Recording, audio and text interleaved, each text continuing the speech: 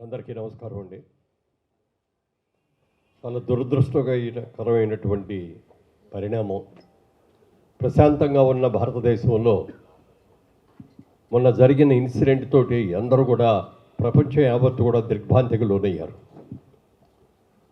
ఇతర దేశాల్లో పర్యటనలో ఉన్నటువంటి మోడీ గారు కూడా ఇమ్మీడియట్గా వాటిని క్యాన్సిల్ చేసుకొని వెంటనే వరకు ఇక్కడికి వచ్చారు. వచ్చిన మనిషి కూడా ఏదో ఇంటికి వెళ్ళాకో, పార్లమెంట్కి వెళ్ళాకో, సెక్రటేరియట్కి వెళ్ళాకో చేయటం కాకుండా ఎయిర్పోర్ట్లోనే అందరినీ అక్కడికి వచ్చేయమని చెప్పి అక్కడే ఎమర్జెన్సీ మీటింగ్ పెట్టడం, దీని మీద తక్షణ చర్యలు తీసుకోవాలని నిర్ణయం తీసుకోవడం జరిగింది.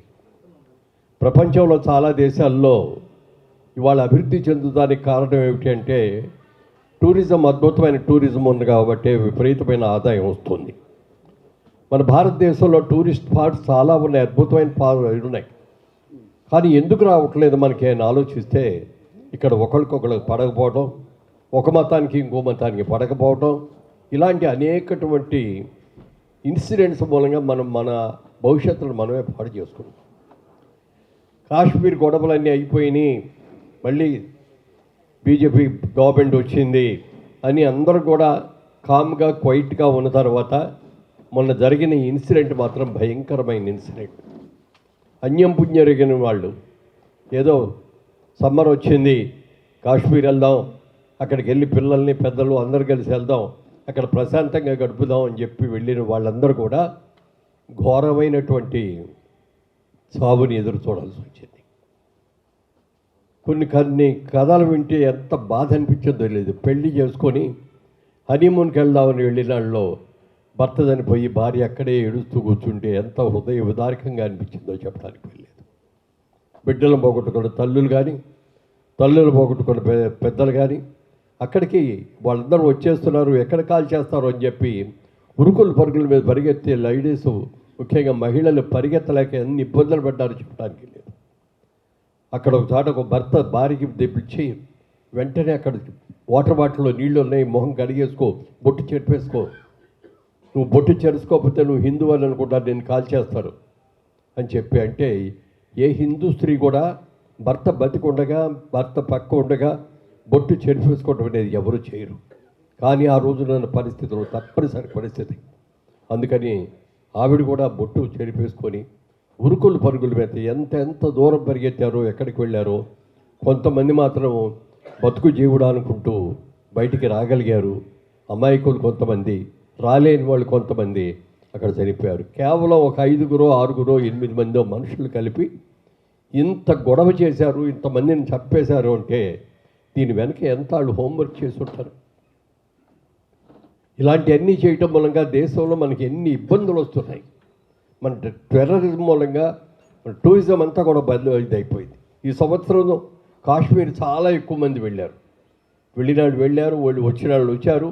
రాబోయే రోజుల్లో వెళ్ళటం కోసం హోటల్స్ బుక్ చేసుకున్నారు, అన్నీ బుక్ చేసుకున్నారు. వాళ్ళు కంప్లీట్గా స్టాండ్ స్టిల్ అయిపోయింది. అన్ని బుకింగ్లు క్యాన్సిల్ అయిపోయినాయి, ఫ్లైట్స్ క్యాన్సిల్ అయిపోయినాయి, హోటల్ బుకింగ్స్ క్యాన్సిల్ అయిపోయినాయి, ట్రాన్స్పోర్ట్ వెహికల్స్ అన్నీ కూడా వాటి బుకింగ్లు క్యాన్సిల్ అయిపోయింది. ప్రశాంత వాతావరణంలో ప్రశాంతంగా బ్రహ్మాండంగా ఉంది, చక్కగా ఉందనుకున్న కాశ్మీరు మళ్ళీ ఒక రణరంగంలాగా మారిపోయింది. అంటే కొంతమంది స్వార్థపరులు చేస్తున్నటువంటి కుట్రల మూలంగా కానీ, వాళ్ళు చేసే భయంకరమైన పనుల మూలంగా కానీ ఇవాళ ఇన్ని ఇబ్బందులు పడాల్సి వస్తుంది. ఈ టెర్రరిజంని మాత్రం కరెక్ట్ చేయాలి.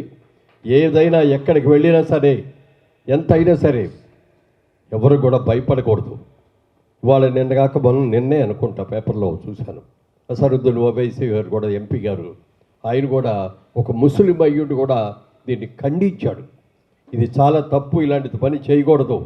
ఇక్కడ మీ కులం ఏంటి, మా కులం ఏంటి, మీ మతం ఏంటి, మా మతం ఏంటి అనేది కాదు కావాల్సింది. భారతదేశంలో ఉన్న మనందరూ కూడా సోదరీమణిలాగా ఉండాలి. ఏ మతాలు మా దగ్గర భేదాలు లేవు, మా దగ్గర కులాలు లేవు, మేమందరం కలిసిమెలిసి ఉంటాం, అందరం కలిసి భారతదేశాన్ని అభివృద్ధి చేస్తామని అనుకోవాలి తప్ప ఇలా లేనిపోని అన్నీ కూడా చెత్త పనులన్నీ చేస్తే ఎంత ఇది.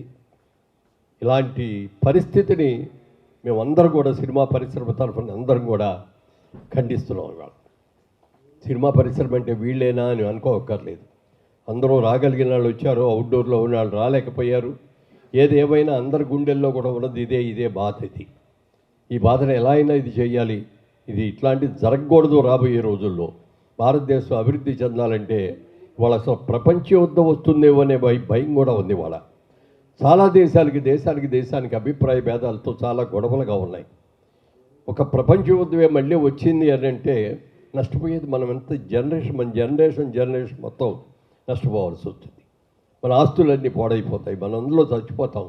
ఇలాంటివన్నీ కూడా జరగకూడదు, ప్రశాంతంగా ఉండాలని గాంధీ మహాత్ముడు చెప్పాడు. ఎప్పుడు కూడా మనకు కావాల్సింది టెర్రరిజం కాదు, మనందరూ కూడా ఏమంటారు శాంతియుతంగా ఉండాలి మనం అని చెప్పిన గాంధీ మహాత్ముడి మాటలను కూడా మనం గుర్తుపెట్టుకొని తప్పనిసరిగా ఇలాంటి జరిగిన అవాంఛనీయమైన ఘటనల్ని పూర్తిగా ఖండించాలని, వారు చనిపోయిన వారి ఆత్మలకు శాంతి కలగాలని మనస్ఫూర్తిగా తెలుగు చలనచిత్ర పరిశ్రమ తరఫున కోరుకుంటున్నాం. ఈ రాబోయే రోజుల్లో ఇలాంటివి జరగకుండా ఉండాలంటే ప్రతి ఒక్కరు కూడా జాగ్రత్తగా ఉండాల్సిన అవసరం ఎంతైనా ఉంది. అవసరమైతే మా ప్రాణాలను త్యాగం చేయడానికన్నా మేము సిద్ధంగా ఉన్నాం. ఇలాంటివి జరగనేమో, వీటిని మనస్ఫూర్తిగా ఖండిస్తున్నామని ముక్తకంఠంతో మనందరూ కూడా చెప్పాల్సిన అవసరం ఎంతైనా ఉందని మీ అందరికీ కూడా తెలియజేస్తున్నాను. వారికి, ఆ కుటుంబ సభ్యులకి, చనిపోయిన వారికి మనస్ఫూర్తిగా తెలుగు చలనచిత్ర పరిశ్రమ అన్ని విభాగాల వాళ్ళు అందరికీ కలిసి వారికి మా సానుభూతిని ప్రకటిస్తున్నాం. వారి ఆత్మకు శాంతి కలగాలని కోరుకుంటాం. Thank you. కులం లేదు, మతం లేదు. ఒక ముస్లిం పేల్చాడు అంటే వాడు ముస్లిం కాదు. ఖురాన్లో కానీ, బైబిల్లో కానీ, మహాభారతం కానీ, ఏదైనా తీసుకోండి, రామాయణం కానీ, కులానికి సంబంధించింది కాదు టెర్రరిజం.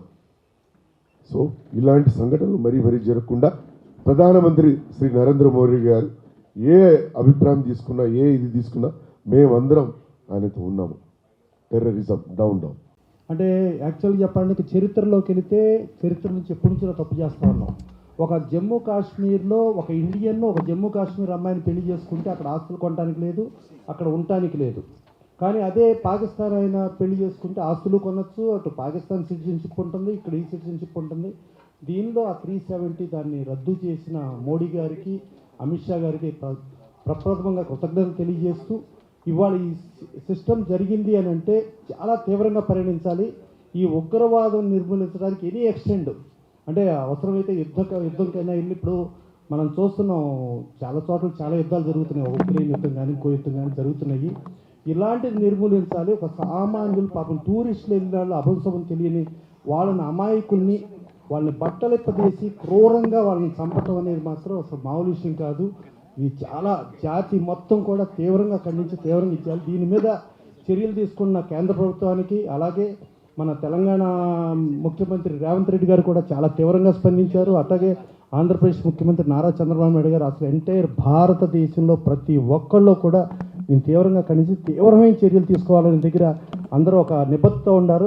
అదే నిబద్ధతకి వాళ్ళందరికీ మద్దతుగా మనమందరం, మన తెలుగు ఫిల్మ్ ఇండస్ట్రీ కాదు, మన పౌరులుగా ముందు మనం ముఖ్యం కాబట్టి మన భారతీయులంగా మనం భారతీయ హక్కు ప్రకారం డెఫినెట్గా దీన్ని నిర్మూలించి దీన్ని ఒక సక్రమైన పందాలు నడిపించాలని కోరుకుంటూ థ్యాంక్ యూ. యువకులు కూడా వాళ్ళు కూడా ప్రాణం చేసిన పరిస్థితి జరిగింది. సో దీంతో టెర్రరిజం ఏ రూపేణా, ఏ కులంలో ఉండ, ఏ మతంలో ఉండ, ఏ జాతిలో ఉండ మొత్తం పెక్కలించాల్సిన అవసరం ఉంది. పెక్కలించడంలో ప్రతి భారతీయుడు బాధ్యత, కర్తవ్యం ఉంది. సో ఇవాళ తెలుగు ఫిల్మ్ ఇండస్ట్రీ తరఫున తీవ్రంగా దాని దిగ్భ్రాంతి తెలియజేస్తూ, అందరికీ సానుభూతి తెలియజేస్తూ, అవసరమైతే యుద్ధం అయితే అందరం సైనికులుగా పోరాడటానికి కూడా తెలుగు చిత్ర పరిశ్రమ కాదు యావత్ భారతదేశంలో ఉన్న ప్రతి పౌరుడు ముందుకు వస్తానని తెలియజేస్తూ థ్యాంక్ యూ. కశ్మీర్ పహల్గామ్లో జరిగిన ఈ టెర్రరిస్ట్ అటాక్ని 140 కోట్ల భారతీయులు రాజకీయ పార్టీలకు అతీతంగా, కులాలకు అతీతంగా, మతాలకు అతీతంగా, ప్రాంతాలకు అతీతంగా మనందరివి భారతీయులు మనందరివి ఒక్కటే అని సంఘటితంగా మనం అందరివి దీన్ని ఖండించి, మన భారత్ మాతాకి జై, మేమందరం ఒక్కటే అని ఖండించి దీనిపైన పోరాటం చేయాల్సిన అవసరం ఉంది. ఎందుకంటే టూరిస్టులుగా వచ్చి, పాపం కశ్మీర్ అనేది ఓపెన్ అయింది, చక్కగా టూరిజం ఉంది అని ప్రభుత్వం చెబితే టూరిస్టులుగా వచ్చి 26 మంది చనిపోయారు. ఈ చనిపోయిన 26 మందిలో ఒకరికి తల్లి చనిపోయింది, ఒకరికి భార్య, ఒకరికి భర్త, ఒకరికి కొడుకు, ఒకరికి అమ్మ, ఒకరికి చెల్లెలు. మేము ఇవాళ చెప్పే ఈ మీటింగ్ ద్వారా మీకు చెప్పేది ఏంటంటే, మీ అందరి బాధని మేము అర్థం చేసుకున్నాం, మేము మీతో ఉన్నాం, మీ బాధలో మీతో మేము ఉన్నాం. ఈ దేశం మొత్తం మీకు మీ బాధలో మీ పక్కనే ఉంది.